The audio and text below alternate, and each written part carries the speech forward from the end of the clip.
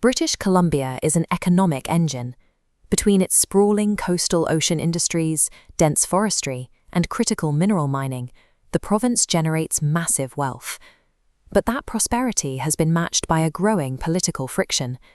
Decisions made thousands of miles away in Ottawa are creating a visible divide between the resource-producing West and the federal centre. Increasingly, Ottawa is viewed not as a partner in regional growth, but as an overbearing manager focused on centralized control. The list of Western grievances is specific: heavy-handed environmental regulations, a massive wealth redistribution system, and top-down mandates ignoring regional needs. When a federal system actively suppresses the regions that drive its economy, some residents inevitably ask if political independence is the only viable survival strategy. To understand the frustration, look at Canada's equalization program, a highly complex systemic mechanism for wealth redistribution.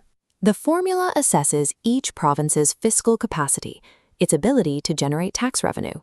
If a province is wealthy, federal tax dollars flow outward from those citizens into a central federal pool. Despite the billions of dollars British Columbians pay in federal taxes to fill that pool, the province receives exactly $0 back in equalization payments. Alberta and Saskatchewan face the exact same reality. Meanwhile, the other 7 provinces receive regular payouts. They use this transferred Western wealth to subsidize their own local services, like lowering university tuition and offering cheaper daycare for their residents. This system actively disincentivizes economic growth. If a poorer province successfully develops its own resources to increase its tax base, Ottawa simply reduces its equalization payments. The new tax revenue just replaces the withdrawn federal dollars. The result is a structural penalty. Under the current fiscal framework, British Columbia's taxpayers are legally mandated to finance the competitive advantage of other regions at their own expense. This friction goes beyond direct financial transfers.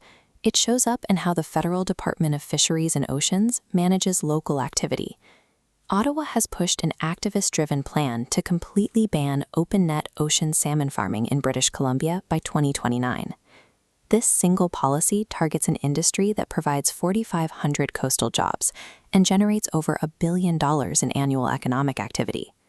Government scientists have repeatedly concluded that these farms pose only a minimal risk to wild salmon stocks. The ban moves forward anyway. At the same time, the federal government is reviewing salmon allocation for the recreational fishing sector. This creates sudden, arbitrary uncertainty for local guides and tourism operators who support another $1.3 billion industry. This micromanagement extends far beyond the coast.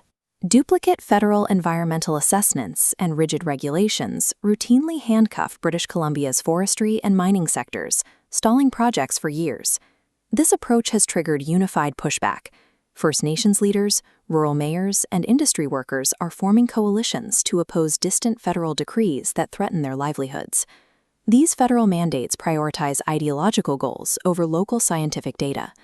The resulting bans force a reliance on imported food, while thousands of domestic positions simply disappear. For supporters of independence, the financial solution is simple: keep all generated tax revenues strictly inside provincial borders. An independent British Columbia would reclaim absolute jurisdiction over its oceans, rivers, and forests. Resource management would be localized and based on regional science, rather than federal politics. Sovereign control over borders and visa policies would allow the province to directly market itself globally, removing federal barriers to supercharge its international tourism market. Achieving this is legally daunting. Secession involves navigating the Federal Clarity Act, Supreme Court rulings, and negotiating massive, constitutionally protected First Nations treaty rights. Yet, despite these massive legal hurdles, the core economic calculus for independence is gaining mainstream momentum across the West. Unless Ottawa abandons its wealth redistribution schemes and stops enforcing ideological mandates, the systemic damage to regional economies will only accelerate to demand for complete independence.